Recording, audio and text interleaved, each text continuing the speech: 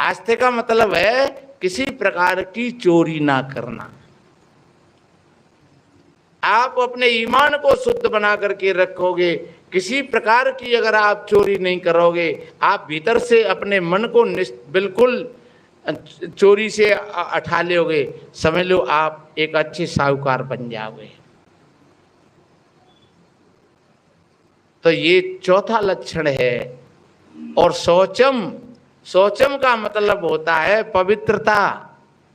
कपड़े स्वच्छ हों, चाहे बच्चे हों, बेटी हों, घर होए, द्वार होए, बर्तन होए, ओढ़ने बिछाने के कपड़ा लत्ता हों, तुम्हारे द्वार होए, दरवाजा होए, पिछवार होए, है पिछवार में कोई गंदगी पड़ी है, तुम आंख मिच करके बैठे हो तो ऊपर से तुम साफ शुद्ध दिख रहे हो, लेकिन वो गंदगी तुम्हें चली आ रही है चपेटती भाई, बदबू आ रही है, तो कहीं न कहीं वो अटैक करेगी। इसलिए शौच का बड़ा महत्व है, सफाई का बहुत बड़ा महत्व है, स्वच्छता का बहुत बड़ा महत्व है। चाहे वो घर की, द्वार की, बर्तनों की, कपड़ाओं की, लत्ताओं की, भोजन की, बनाने की, भोजन बनाओगे, सारे सब्जी फल कोई भी चीज ला रहे हो और बढ़िया धो करके और बढ़िया अच्छी बर्तनों में उनकी अमनिया करोगे, फिर उसको बढ़िया अच्छे बर्तनों में साफ शुद्धों में उसको बनाएंगे, फिर बढ़िया अच्छे हाथ छाप छलन उतार करके फिर बढ़िया आटा लगाओगे, फिर बढ़िया प्यार से श्रद्धा से फिर रोटी बनाओगे नहा धो करके, तो वो भोजन आपका भगवान का प्रसाद बन जाएगा। आप कहेंगे महाराज तो भगवान कहाँ से आएंगे खाए हुए? अरे तुम्हारे घर में तुम्हारे सास ससुर भी भगवान नहीं है, तुम्हारा पति है वो भगवान नहीं है, बच्चा है वो भगवान नहीं है, उस भोजन को खा करके प्रसन्न हो जाएंगे। कहते ना ने जब पंगत लगती है तो क्या कहते हैं, लगाओ ठाकुर जी को भोग। तो कौन से ठाकुर जी आते हैं? पहला जो ग्रास होता है वो ठाकुर का ही होता है। ठाकुर कहाँ है? वो तुम्हारे भीतर में बैठा हुआ है। ठाकुर का मतलब ठहरा हुआ, जो ठहरा हुआ है सो ठाकुर है। तो वो कहीं कहीं भी चले जाइए तो वो कहेंगे लगाओ ठाकुर जी को भोग। तो आप हाथ जोड़ करके और ग्रास लेकर के और मुंह को ले जाते हो और ठाकुर जी तैयार बैठे हैं। और ठाकुर जी तो बता दें कैसा कैसी बनी पंगत, नमक मिर्च मसालो कैसा बनो, तो फिर ठाकुर जी बता रहे हैं बढ़िया। कहते बता रहे हैं बिने के पास में चम्मच है देखे हुए की, कौन सी चम्मच है? जीव। हाँ हाँ भाई कैसा कैसा नमक है? हाँ तो ठीक है, हाँ नमक बढ़िया है। चम्मच याद है, बढ़िया है, बहुत बढ़िया बनो भंडारो। तो वो जो तुमने प्रसाद भोग बनाया समझ लो कि वो तुम्हारा प्रसाद बन गया। तो एक बाहर की पवित्रता शौच, फिर भोजन खाने पीने की पवित्रता, और फिर अपने इंद्रियों की पवित्रता। आहार शुद्धो सात्वी शुद्धि, सात्व शुद्धि, ध्रुवा स्मृति, ध्रुवा स्मृति सर्व ग्रंथि ना विप्रमोचा। आहार आपका शुद्ध हो गया, समझ लो आपका अंतःकरण शुद्ध हो गया, और अंतःकरण आपका शुद्ध हो गया तो समझ लो आपकी स्मृति शुद्ध हो गई। आपकी स्मृति में कभी गंदी चीज नहीं आएगी। आहार शुद्ध, सात्विक शुद्धि, सात्विक शुद्धि, ध्रुवा स्मृति, और ध्रुवा स्मृति है तो तुम्हारी फिर सर्व ग्रंथि ना, फिर सारी भीतर की जो अज्ञान की ग्रंथि है, जिन अज्ञान के कारण हम दुख पाते हैं, जितने जो दुख हैं, बुद्ध ने कहा है कि संसार दुख है, संसार सर्व दुखम, ये पहला उनका सत्य है आर्य। तो फिर दुख क्यों है? तो फिर कहा है कि दुख है और दुख का कारण है। तो कारण क्या है? कि वो कारण तुम्हारा अज्ञान है, वो अशुचि है, अपवित्रता है। तो अशुचि और अपवित्रता वो दुख का कारण है, इसलिए तुमने उसका निवारण कर लिया तो फिर दुख का निवारण हो गया। दुख है, दुख कारण है, उसकी निवृत्ति के उपाय हैं, और निवृत्ति के उपाय से निर्वाण की प्राप्ति होती है। ये बुद्ध के 4 सत्य हैं, और ये सभी के लिए है, मनुष्य के लिए है, मानवता के लिए है। तो मैंने 5वां साधन बताया शौच। पहला धैर्य, दूसरे क्षमा, तीसरा दम, और चौथा आस्ते, और 5वां शौच, और 6वां इंद्रिया निग्रह। इंद्रियों को भी पवित्र बना करके रखना। आँख है, कान है, नाक है, सारी इंद्रियों को आपने पवित्र बना करके रख लिया है, तो आपकी इंद्री आपको जो सुख देंगी। अगर आपने इनकी तरफ ध्यान नहीं दिया तो फिर ये आपकी आँख तुमको परेशान करेंगी, आपके दांत तुमको परेशान करेंगे, आपके कान तुमको परेशान करेंगे, आपके जो गुप्तांग हैं वो तुमको परेशान करेंगे। ये परेशान क्यों करते हैं? ये अशुचि के कारण करते हैं। इसलिए इंद्रिय निग्रह, और ज्यादा विशेष ग्रहण भी नहीं करना चाहिए। ज्यादा अगर किसी चीज का अगर संग्रह करोगे तो वो चीज तुम्हारे लिए खतरा पैदा करेगी, और उसकी सुरक्षा के लिए तुम्हें तमाम व्यवस्था बनानी पड़ेगी। तो ये 6 चीज हो गई, और 4 और रह गई हैं। 4 में कौन सी? धी। यहाँ धी का मतलब होता है बुद्धि। बुद्ध धर्म में ये सूत्र इसीलिए आता है, बुद्धम शरणम गच्छामि, संघम शरणम गच्छामि, और धम्मम शरणम गच्छामि। तो बुद्धम शरणम गच्छामि का मतलब होता है अपनी बुद्धि से परख करो, तुम पारखियो। और तुम नहीं, ये पशु पक्षी भी जानते हैं। आप नमक और शक्कर पी सकें और चेटी के बिठे बैठा रही है मिलाई के नमक शक्कर और आटो, तो चीनी का ये ले जाएंगी, वो चेटी आटे हुए ले जाएंगी। पहले तो भी चीनी उठाएंगी, पहले नंबर पे आटे नहीं लेंगी, पहले नंबर पे कहे लेंगी चीनी है। और चीनी निकट जाए तब फिर भी देखेंगी आटे है, पर भी त्याग नमक ना बोल रहे बिल्कुल, वो डरो ही रहेगो भागो भाई।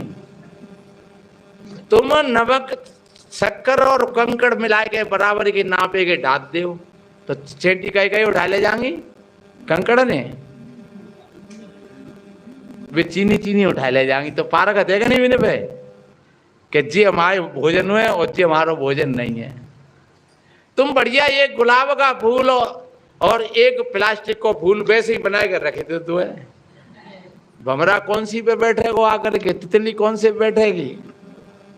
रबड़ के पे रबड़ के पे नहीं बैठेगी है, वो गुलाब के पे बैठे, क्योंकि वो जिंदा है, वो खुशबू दे रहा है?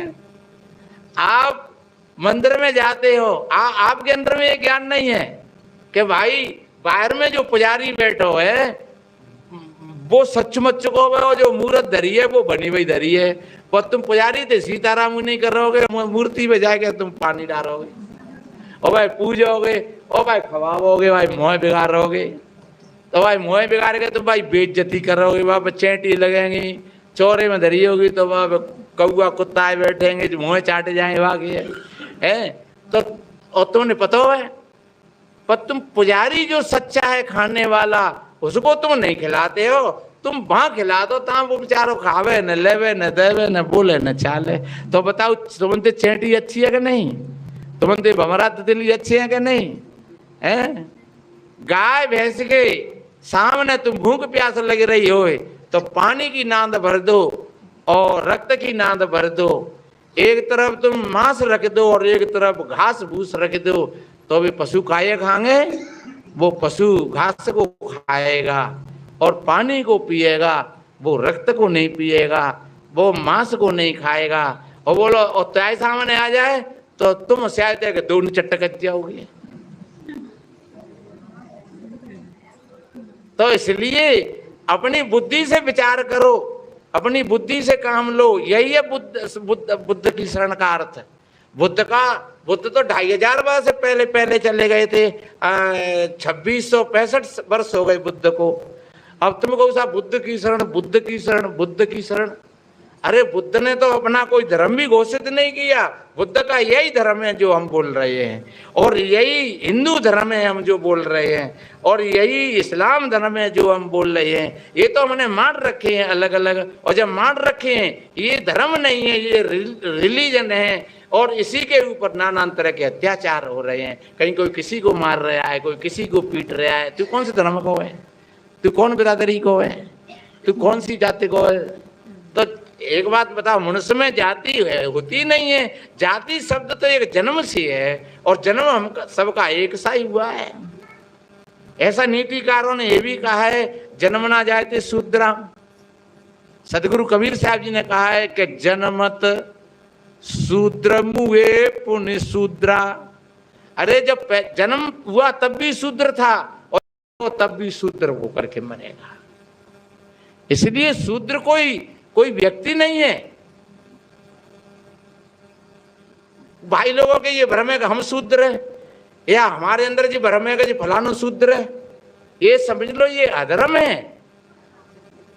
नीतिकारों ने कहा है, जन्मना जायते शूद्राम संस्कारो दुजे उच्चति, वेद अभ्यासी भवेत विप्रो ब्रह्म जानाति ब्राह्मणा। कितना बढ़िया ये बात कही कि जन्म के साथ में सब शूद्र होते हैं, और जब गुरु की शरण में जाते हैं, कंठी जनेऊ धारण करते हैं, तब उसको द्विज कहते हैं, उसका दूसरा जन्म हो जाता है। और जब वेदों का शास्त्रों का अध्ययन करता है तो फिर उसको विप्र कहते हैं। और जो अपने ब्रह्म स्वरूप को, अपने जीव स्वरूप को, ठीक आत्मा के स्वरूप को जान लेता है, तब उसको कहा है ब्रह्म जानाति ब्राह्मणा। कितना बढ़िया अच्छा कहा है। इसलिए मेरे बहन भाइयों, मैंने 6 लक्षण पहली पंक्ति में बताए, और 7वीं में बुद्धि, ये धर्म का अंग है। आप अपनी बुद्धि से, किसी के कहने से नहीं। तथागत बुद्ध कहा करते थे, ऐसे मत मान लेना कि मैं कह रहा हूं इससे तुम मान लेना। तुम जाकर के शाम को खाट पर बैठ करके अपने आसन पर और अपनी बुद्धि से विचार करना।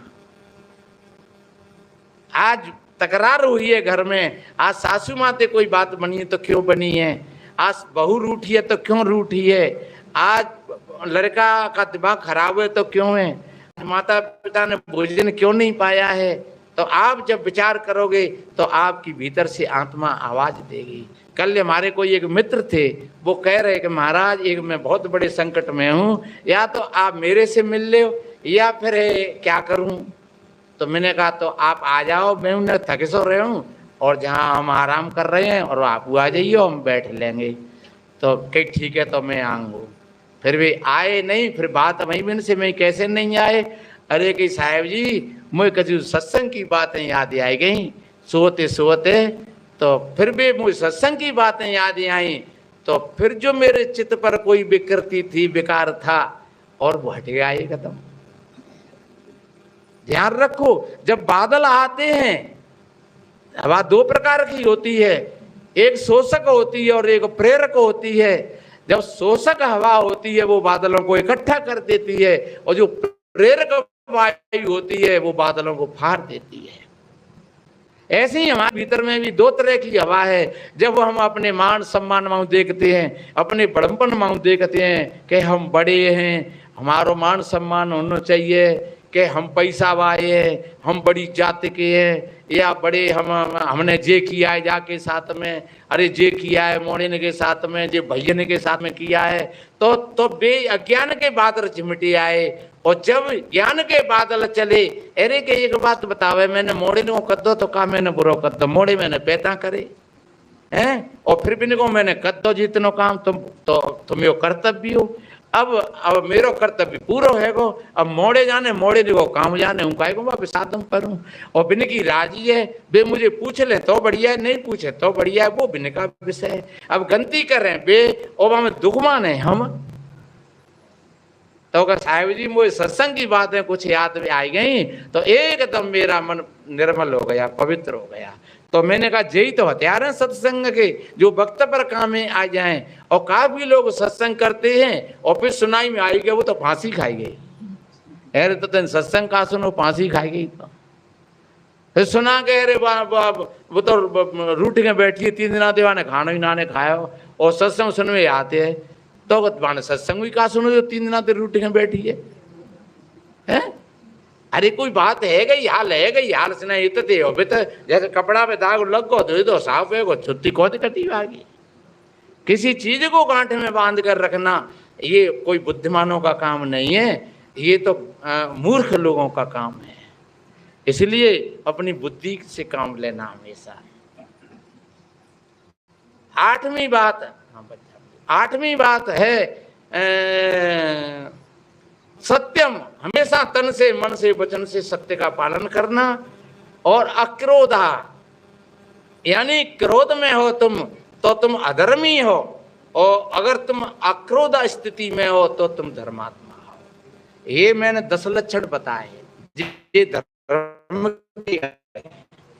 कौन? दूसरे क्षमा, तीसरे दमो, और चौथे आस्ते, 5वां शौच, और 6वां इंद्रिय निग्रह, और 7वां बुद्धि धैर्य, और 8वां बुद्धि और विद्या। एक विद्या का और बड़ा महत्व है, धीर विद्या। विद्या रहेगी शायद इसमें से, तो विद्या हम विद्वान बने, और विद्वान नहीं, विद्वान में और विद्यावान में अंतर होता है। फर्क बताए दूं 2 बातों में, समय अपनी ओर चल रहा है। 2 बातों में फर्क बताऊं कि रावण विद्वान था और हनुमान विद्वान थे। तो हनुमान हाथ जोड़ रहे, भैया रे रावण हम हाथ जोड़ रहे, तू राम की सीता वापस कर दे। रावण ने कही रे बंदरा, तू हमारे हाथ जोड़ रहे है, हमारे हाथ दुनिया जोड़ती है, देवता सुर नर मुनि नाग सभी हमारे हाथ जोड़ते हैं, तू हाथ जोड़ते के हम पे एहसान कर रहा हो कछु हैं? मानी भैया हाथ हम ताते जोड़ रहे हैं कि देख बे तो ते डर के माए हाथ जोड़ते, पर हम तेरो डर ना लगे रहो, हम तेरी भलाई के लिए तेरे हाथ जोड़ रहे हैं। और देखो ध्यान रखो, जो अच्छे आदमी होते हैं वो दूसरों की भलाई के लिए ही हाथ जोड़ते हैं। कबीर साहब जी ने कितनी विनम्रता से कहा है कि दादा भाई बाप को लेखो, चरण होइयो बंधा, और अब की पुरिया जो निर्वारे सो जन सदा आनंदा। ए दादा और भाई कह करके और चरणों का बंदा हो करके, और उन्होंने काय को भी इतने नीचे बने हमारे तुम्हारे भले के लिए। तो वे विद्वान नहीं थे, वे कई स्कूलों में नहीं गए थे, उन्होंने कोई डिग्रियां प्राप्त नहीं की थी, उन्होंने उस विद्या का अर्चन किया था। विद्या का गुण है विद्या ददाति विनयम, जो हमेशा विनम्रता दे हमको, उसको विद्या कहते हैं।